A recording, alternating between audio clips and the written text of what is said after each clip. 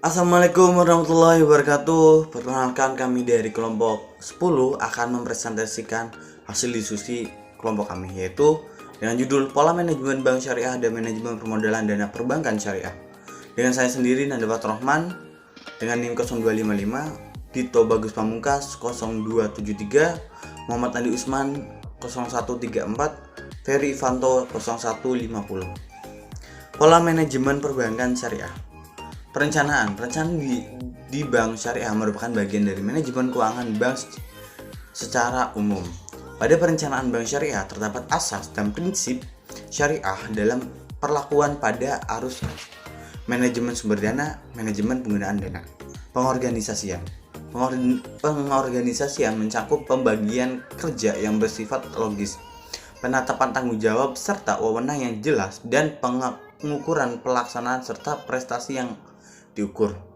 Perencanaan selanjutnya itu struktur organisasi, baik melibatkan berbagai tingkat wewenang dan tanggung jawab. Bank harus mempunyai pengurus dan manajemen bank, juga membentuk beberapa komite yang terdiri dari para anggota direksi dan para personil yang terkait dalam tingkat manajemen.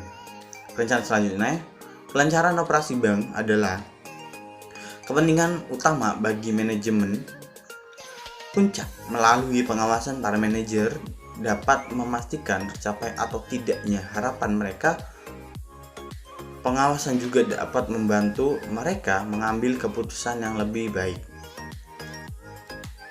Tujuan dari manajemen bank syariah: memperoleh profit yang optimal, menyediakan akhir cair dan kas yang memadai sebagai penyimpanan cadangan, mengelola kegiatan-kegiatan lembaga ekonomi dengan kebijakan yang pantas bagi seseorang yang bertindak sebagai pemelihara dana-dana orang lain, memenuhi kebutuhan masyarakat akan pembiayaan.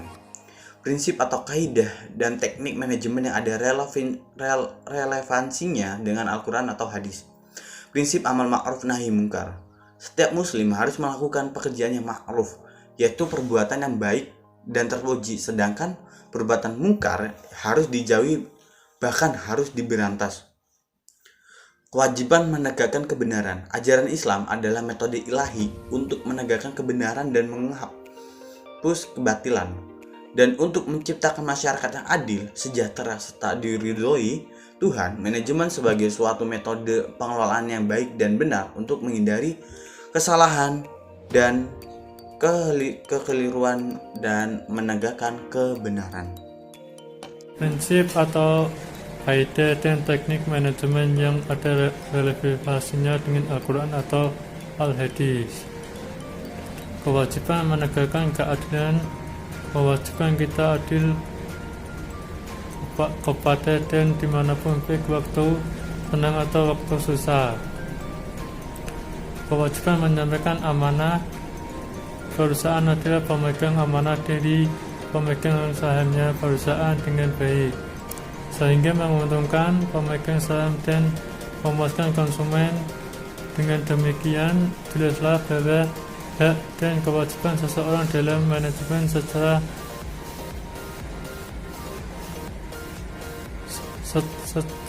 diatur dalam hukum syariah. Manajemen permodalan bank syariah. Bank merupakan lembaga kepercayaan, oleh karena itu manajemen bank harus menggunakan semua perangkat operasional untuk mampu menjaga kepercayaan masyarakat. Salah satu perangkat yang membuat masyarakat percaya adalah permodalan yang cukup. Kemudian modal merupakan faktor yang amat penting bagi perkembangan dan kemajuan sekaligus menjaga kepercayaan masyarakat. Menurut Zainul Arifin, modal adalah sesuatu yang mewakili pemilik dan dalam perusahaan. Sumber pemodalan bank syariah. Modal itu sumber kapital. Modal ini adalah modal yang berasal dari pemilik dan terdiri dari modal yang disetor para pemegang saham dan cadangan dan laba ditahan.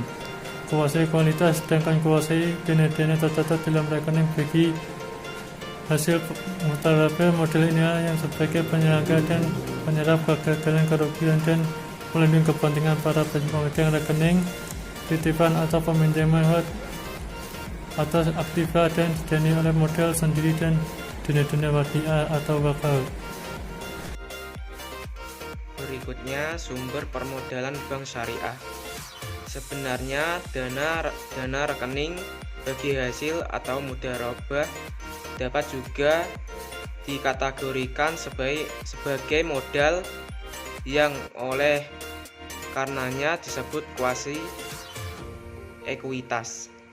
Namun demikian, rekening ini hanya dapat menanggung resiko atas aktiva yang dibiayai oleh dana dari rekening bagi hasil itu sendiri. Selain itu, pemilik rekening bagi hasil dapat menolak untuk menanggung resiko atas aktiva yang dibiayai apabila terbukti bahwa resiko tersebut timbul akibat salah urus atau mismanagement, kelalaian atau kecurangan yang dilakukan oleh manajemen bank selaku mudharib. Dengan demikian, sumber dana ini tidak dapat sepenuhnya berperan dalam fungsi permodalan bank. Berikutnya, modal inti clear 1. Modal dibagi ke dalam modal inti dan modal pelengkap. Yang pertama, modal store, yaitu modal yang disetor secara efektif oleh pemilik. Bagi bank memiliki koperasi, modal store terdiri dari simpanan pokok dan simpanan wajib para anggotanya. Yang kedua, agio saham, yaitu selisih lebih dari harga saham dengan nilai nominal saham. Yang ketiga, modal sumbangan, yaitu modal yang diperoleh kembali dari sumbangan saham, termasuk selisih nilai yang tercatat dengan harga atau apabila saham tersebut dijual. Yang keempat, cadangan umum, yaitu cadangan yang dibentuk dari penyisihan laba yang ditahan dengan persetujuan RUPS. Yang kelima, cadangan tujuan, yaitu bagian laba setelah pajak yang disisihkan untuk tujuan tertentu atas persetujuan RUPS.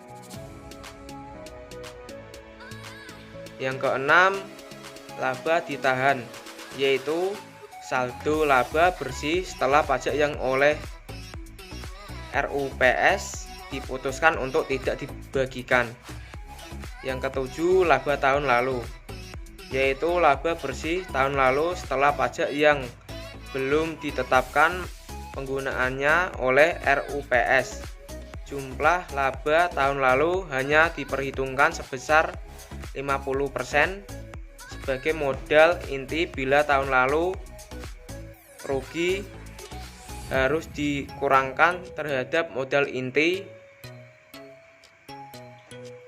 Yang kedelapan, laba tahun berjalan, yaitu laba sebelum pajak yang diperoleh dalam tahun berjalan. Laba ini diperhitungkan hanya 50% sebagai modal inti. Yang kesembilan, bagian kekayaan bersih anak perusahaan yang laporan keuangannya dikonsolidasikan, yaitu modal inti anak perusahaan setelah dikompensasikan dengan penyertaan bank pada anak perusahaan tersebut. Modal pelengkap Tier 2. Modal pelengkap terdiri atas cadangan-cadangan yang dibentuk bukan dari laba setelah pajak serta pinjaman yang sifatnya dibersamakan dengan modal. Secara terinci, modal pelengkap dapat berupa 1. Cadangan revaluasi aktiva tetap. 2. Cadangan penghapusan aktiva yang diklarifikasikan. 3. Modal pinjaman yang mempunyai ciri-ciri sebagai berikut. Pertama, tidak dijamin oleh bank yang bersangkutan dan dibersamakan dengan modal dan telah dibayar penuh. Selanjutnya, tidak dapat dilunasi atas inisiatif pemilik tanpa persetujuan Bank Indonesia. Yang ketiga, mempunyai kedudukan yang sama dengan modal dalam hal memikul kerugian bank. Yang terakhir, pembayaran bunga dapat ditangguhkan bila bank dalam keadaan rugi. 4. Pinjaman subordinasi yang mempunyai syarat-syarat sebagai berikut. Pertama, ada perjanjian tertulis antara pemberi pinjaman dengan pihak bank. Yang kedua, mendapat persetujuan dari Bank Indonesia. Yang ketiga, tidak dijamin oleh bank yang bersangkutan. Keempat, minimal berjangka waktu 5 tahun. Selanjutnya, pelunasan pinjaman harus dengan persetujuan Bank Indonesia. Dan yang terakhir, hak tagih dalam hal terjadi likuidasi berlaku paling akhir. Kedudukannya sama dengan modal. Modal pelengkap tier 3 merupakan investasi subordinasi jangka pendek yang memenuhi kriteria Bank Indonesia sebagai berikut. Yang pertama, berdasarkan prinsip mudharabah atau musyarakah. Yang kedua, tidak dijamin oleh bank yang bersangkutan dan telah disetor penuh. Yang terakhir, memiliki jangka waktu perjanjian sekurang-kurangnya 2 tahun. Mungkin itu saja yang bisa kami sampaikan. Bila ada kata yang salah mohon dimaafkan. Saya akhiri, wabillahi taufiq wal hidayah. Wassalamualaikum warahmatullahi wabarakatuh.